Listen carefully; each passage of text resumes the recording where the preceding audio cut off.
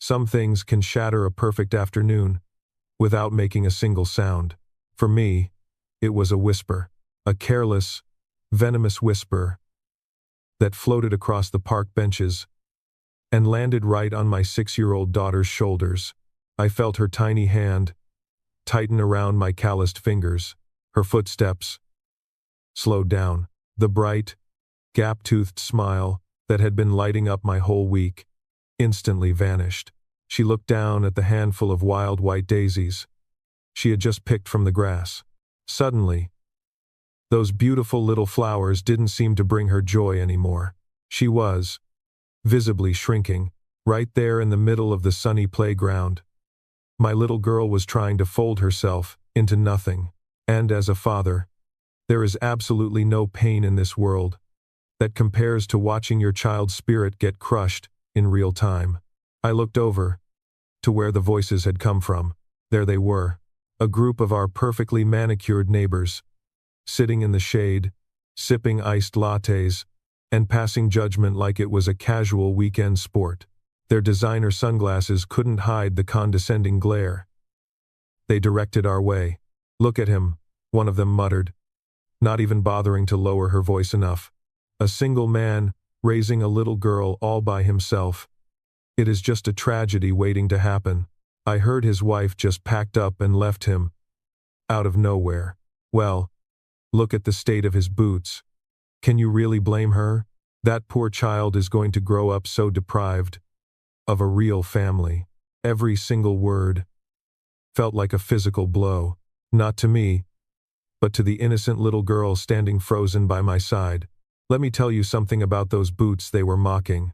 "They are covered in sawdust and scuffed at the toes. Because I am a carpenter, I work with my hands. From the moment the sun comes up until long after it sets, my clothes might be faded from countless washes, and my hands might be rough like sandpaper.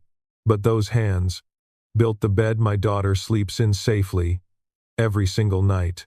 Those hands carved the wooden blocks she cherishes more than any expensive store-bought toy.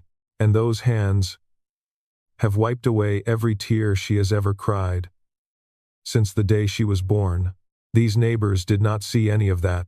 They did not see the late nights I spent reading her bedtime stories until my eyes burned with exhaustion. They did not see the mornings I spent learning how to French braid her hair by watching endless tutorial videos on my phone. They only saw a fractured picture. They saw a missing piece in our family and decided that our entire puzzle was ruined. People who measure happiness entirely by the surface will never understand the depth of an ocean. They measure a family's worth by matching outfits, luxury strollers, and a perfect social media image. They look at my daughter's mismatched socks and my worn-out flannel shirt, and they immediately see a failure. But I do not care about their shallow metrics. I really do not. If they want to judge me, they can stand in line. I have faced much harder things in this life than the empty gossip of bored people with too much free time. But my daughter? She is only 6 years old.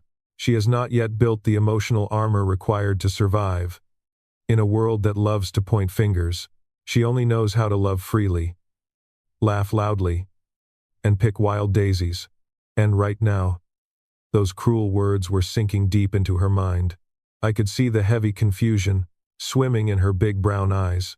She was wondering if there really was something wrong with us. She was wondering if she was somehow less than the other kids, who were happily laughing on the swings with both a mom and a dad. The group of neighbors kept watching us. I could feel the heavy anticipation hanging in the air. They were waiting for my reaction. They desperately wanted a show. They expected the rough, working-class dad to lose his temper. They wanted me to storm over there, raise my voice, and cause a crude scene to prove them right. Or maybe they expected me to lower my head in shame and quietly drag my daughter out of the park through the back gate. If I yelled, I would validate their stereotype of the unhinged, incapable single father. If I yelled, I would terrify my own child and prove that their toxic words had the power to break our peace. And if I ran away, I would be teaching my daughter that we should be ashamed of who we are. Neither of those options was ever going to happen. I took a deep, slow breath. I let the crisp afternoon air fill my lungs and calm the rising heat in my chest. I looked down at my beautiful little girl. Her eyes were completely welling up with tears now. She was still clutching those fragile white daisies to her chest, like a tiny shield. I did not say a single word to the gossips. I did not even give them the satisfaction of a second glance. Instead, I knelt right there in the dirt path. I brought myself down to her eye level. I smiled at her. Not a tight, forced smile, but the warmest, most reassuring smile I had in my soul. I reached out and gently tucked a loose strand of hair behind her ear. "Those are some really beautiful flowers, sweetheart," I said, keeping my voice completely steady and soft. "Are they for me?" She nodded slowly, a single tear spilling over her eyelashes and rolling down her cheek. "Thank you," I whispered. Then, I stood up and smoothly scooped her into my arms. In one fluid motion, I lifted her high up onto my broad shoulders. She let out a tiny gasp of surprise as she suddenly towered over everyone in the park. Up there, on her father's shoulders, she was completely untouchable. Up there, she did not have to look at the sneering faces of the neighbors anymore. All she could see was the vast blue sky and the tops of the green oak trees. I wrapped my hands securely around her little ankles. I squared my shoulders and stood as tall as a redwood tree. And then, we walked. We did not rush. We did not scurry away like we were being chased. We strolled right past that group of judgmental strangers, with the slow, deliberate pace of royalty. I walked with my head held high, radiating a quiet, unbreakable pride. I could feel their eyes burning into my back, but their whispers had completely stopped. Our absolute silence was infinitely louder than their loud gossip. Our dignity had completely suffocated their cruelty. We walked out of the park gates, leaving them with absolutely nothing to feed on. But the battle was not fully won yet. The physical escape from the park was the easy part. The real challenge was waiting for us back home, because I knew those toxic words were still echoing inside her little head. I had to find a way to extract that poison before it could take root in her tender heart. The walk back to our little house was completely silent. Normally, she would be skipping ahead, pointing at every stray cat or interesting rock on the sidewalk. But today, she just rested her chin heavily on my shoulder and stared blankly ahead. When we finally reached our front door and stepped inside, I gently set her down.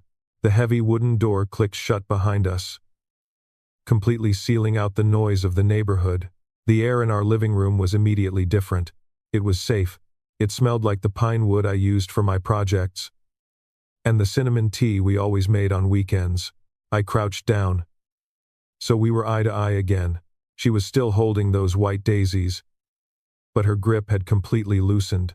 She looked down at the floor, refusing to meet my eyes. "Daddy," she finally whispered, her voice trembling slightly. "Are we missing a piece?" My heart completely shattered. Right then and there. That was exactly the poison I had been afraid of.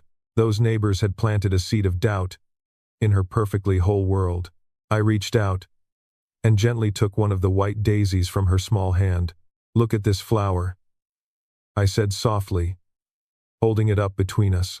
She finally looked up, her brown eyes still full of unshed tears. "You found this growing right next to the concrete path, didn't you?" I asked. She nodded slowly. "People walk past it every single day," I continued, tracing a soft white petal with my rough thumb. "Some people probably step right over it without even noticing. Some people might even call it a weed." I looked deeply into her eyes, making sure she heard every single word I was about to say. "But does that make it any less beautiful?" She thought about it for a second, then shook her head side to side. "Exactly," I said, offering a warm smile. "This flower doesn't need anyone's permission to bloom. It doesn't care if those people in the park think it belongs in a fancy vase or not. It just grows, strong and beautiful, Exactly where it is. I placed both of my hands gently on her shoulders. Those people in the park today? They don't know anything about our garden. They only know how to look at the dirt and complain. I saw a tiny flicker of understanding light up in her eyes. We are not missing any pieces, sweetheart, I said firmly. Our family is just built differently. And the love we have right here, in this house, is stronger than any whisper out there. She threw her arms around my neck, burying her face into my shoulder. I hugged her back fiercely, feeling the last bit of tension completely melt out of her tiny body. The emotional armor was starting to take shape. Now, I said, pulling back and tapping her playfully on the nose. I believe we have some very important flowers that need a proper home. Her bright, gap-toothed smile finally returned, lighting up the entire room. We spent the next hour out on our small, sunlit balcony. I put on our favorite acoustic playlist, the soft guitar melodies completely drowning out any lingering negative thoughts. We took some old, slightly chipped clay pots I had saved from a previous job and filled them with fresh soil. Together, we carefully planted the wild daisies she had rescued from the park. She patted the dirt down with her small hands, completely focused and perfectly content. I watched her from the doorway. Leaning against the wooden frame, she was humming softly to the music. Her earlier sadness completely washed away. The afternoon sun hit the balcony perfectly, making the white petals of the daisies practically glow. In that quiet moment, looking at my daughter and our little balcony garden, I realized something incredibly powerful. We did not need to scream to prove those judgmental neighbors wrong. We did not need to justify our existence or our happiness to anyone who was committed to misunderstanding us. Our undeniable happiness was the ultimate act of rebellion, the simple, quiet fact that we were thriving, despite their toxic assumptions, was the most deafening answer we could ever give. I walked over and sat next to her on the balcony floor. She immediately leaned her head against my arm, and I wrapped it securely around her. We just sat there, watching our daisies soak up the sun. If you have ever felt the heavy, suffocating weight of someone else's unfair judgment, you know how hard it is to keep standing tall, but you also know that their words only have power if you let them inside your walls. If you have ever had to build a fortress of peace to protect your children from the cruelty of the outside world, I want to hear from you. Please write the word resilient down in the comments section to show that our quiet strength is absolutely real. And if you believe that a family is built on love, respect, and sacrifice, not on the shallow expectations of society, please hit that subscribe button. Join our community of people who choose to build rather than tear down, because at the end of the day, a quiet, happy life is the most powerful victory of all. Let me know in the comments how you teach your own kids to block out the noise and stay true to who they are. We are all just planting our own gardens in this noisy world. Let's make sure they keep blooming.